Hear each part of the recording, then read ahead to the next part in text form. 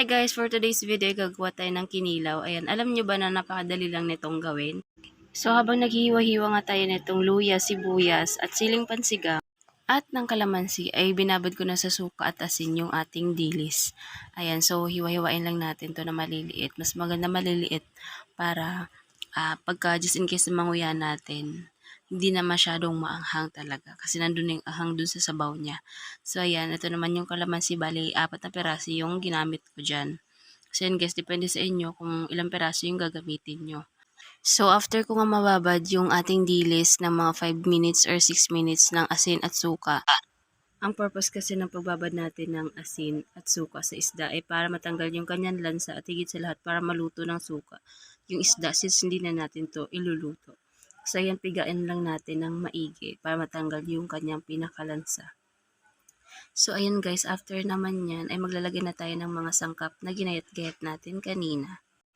Siyempre yung ating pinagpigaan ay siyempre itatapon na natin yan, no? So ayan yung napigaan na natin. So maglalagay naman tayo ngayon ng suka ng nyog.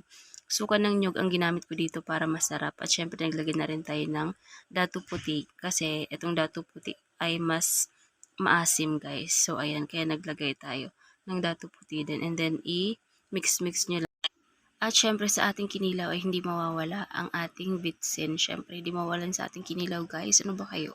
Anong ginagamit nyo sa kinilaw? Kasi ako talagang yan ang ginagamit ko. Kasi yun talaga ang magpapasarap. At syempre lagyan natin ng asin. Kaunting asin na lang ang ilalagay natin dito dahil kanina pagkatapos nating pigaan yung isda, hindi na natin hinugasan at hindi rin maganda na hugasan after nyo pigaan. Para sa akin ganun guys, hindi siya maganda hugasan.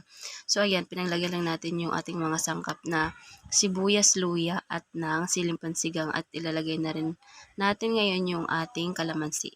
Ayan, kasi the best talaga kapag meron siyang kalamansi guys. Ayan, itry nyo. Pero kung hindi nyo naman gusto na merong kalamansi dahil merong mga tao na ayaw ng kalamansi sa kinilaw, so ayan, huwag kayong maglagay syempre. Tinanggal ko lang yung buto and halu-haluin natin. Ayan, masarap na yan guys, the best na yan.